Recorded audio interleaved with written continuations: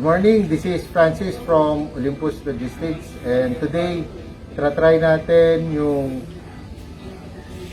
Fast Helmet Shield. So Fast Helmet Shield natin is additional armor siya for our Militech Fast Ballistic Helmet. It's an add-on armor and it can defeat 5.56 and 7.62 rounds. So yan ang gagawin natin, and for today we'll be hitting this helmet at 15-meter range. So that's it. Sit back and relax and enjoy the show.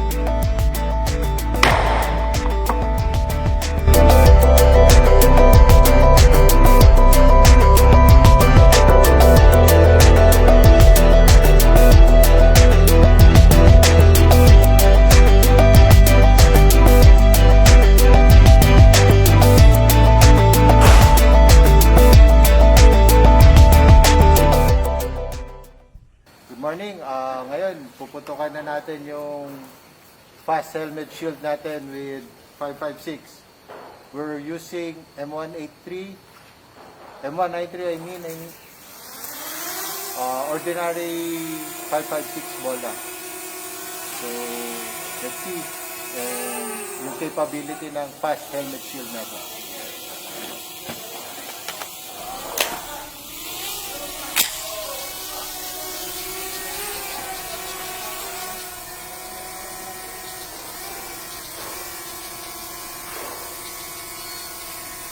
Siren.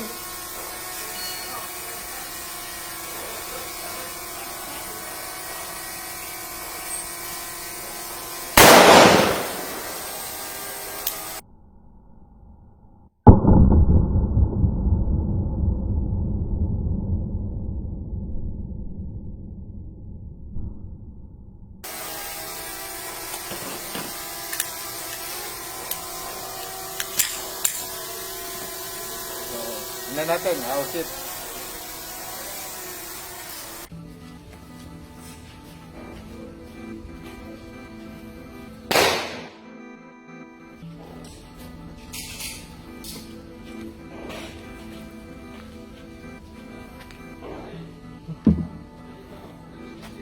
Walang galos. Check natin. So, may konting bump, back face deformation, pero very minimal. Sa helmet natin, walang kabutas-butas. So, ito yung result ng 5.56 ball sa Fast Helmet Shield natin.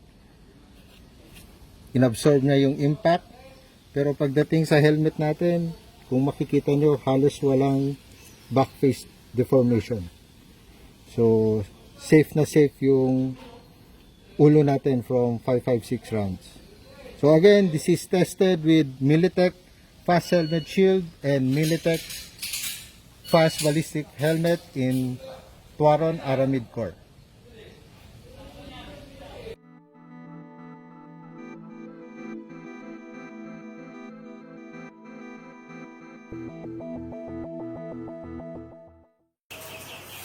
At this point, naputukan na natin yung Fast Helmet Shield natin ng isang 5.56 rounds coming from M193 or ordinary ball.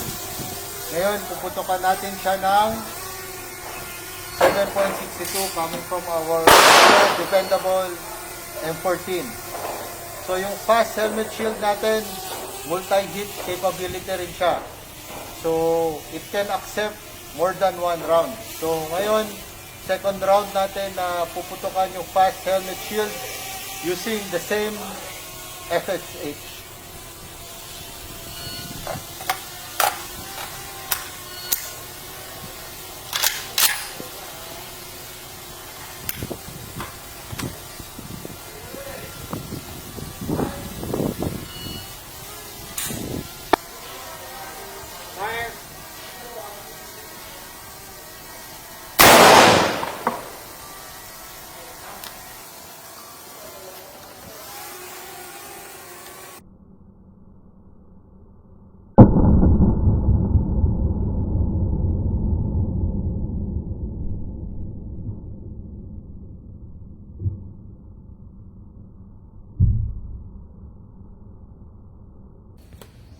So let's see.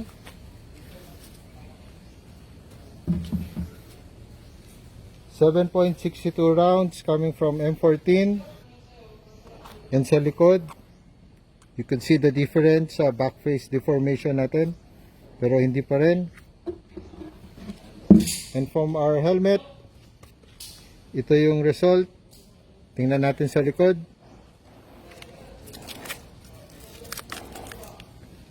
Wala pa ring butas. Hindi siya nag-penetrate. So, you could see the difference ng M14 and M16 round. Malaki yung back face deformation. But still, second round sa fast ballistic helmet natin, no penetration.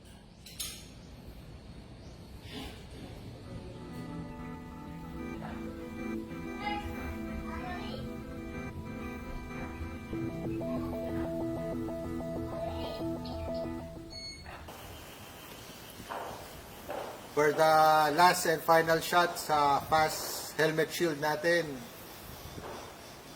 it will be done using the 5.56 M193 ulit. So sa gitna na natin, front natin siya tatamaan. So this will be the third round na tatama sa fast helmet shield natin with the Militech fast ballistic helmet.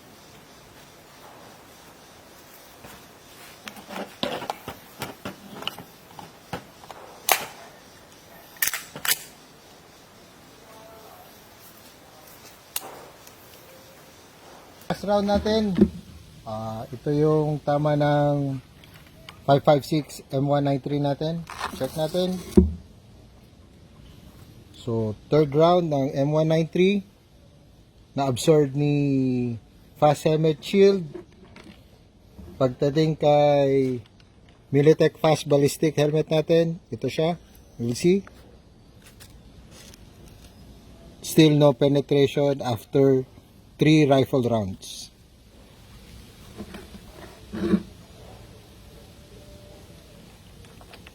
So, we have successfully tested yung Militech fast ballistic helmet with fast helmet shield with 3 rifle rounds, 2 5.56 and 1 7.62 round, and no penetration.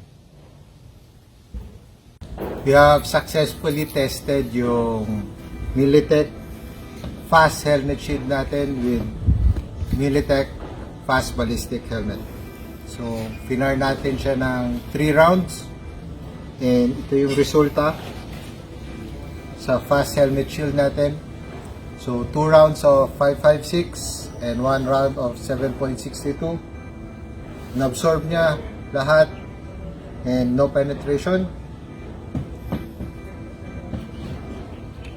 Pagdating sa fast ballistic helmet natin,